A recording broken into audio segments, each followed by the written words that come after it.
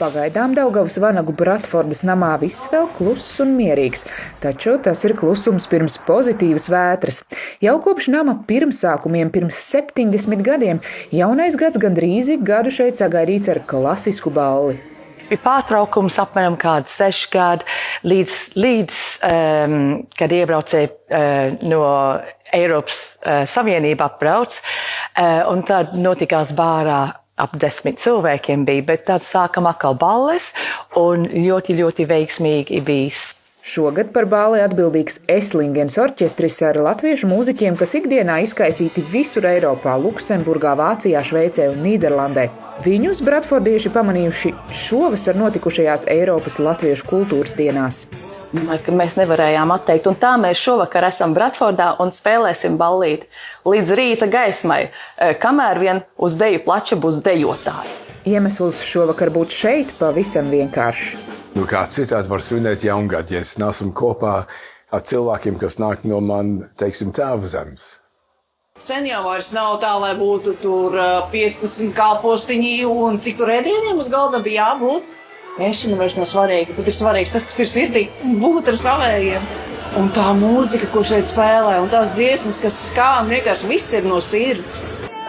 Dejām gan jāpaņem pauze, kad klāt lielais brīdis.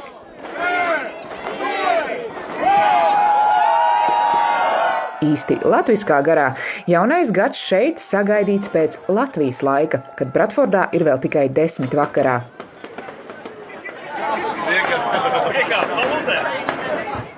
Ko latvieši šeit vēl sev, citiem un Latvijai iekāpjot 2026.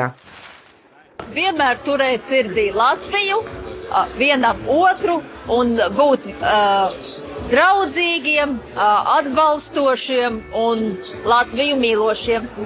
Laimi un prieku! Nekad nepazaudēt latvietību, tas ir pats galvenais. Un aliņu! Un aliņu! Gribētos, lai vecais gads atstāja sev visas sāpes, bēdas, neveiksmes, slimības un pārdzīvojumus. Un jaunais, lai atnāk ar jaunām domām, jaunām idejām. Jaunais gads sagaidīts. Tas gan nenozīmē, ka laiks iet gulēt. Deju grīda šeit dun līdz 1:30 naktī. Galu galā, kā jauno gadu sagaidīsi, tā aizvadīsi. Līva Karlsone, Latviešu.com sadarbībā ar diasporas reportieriem speciāli Latvijas televīzijai.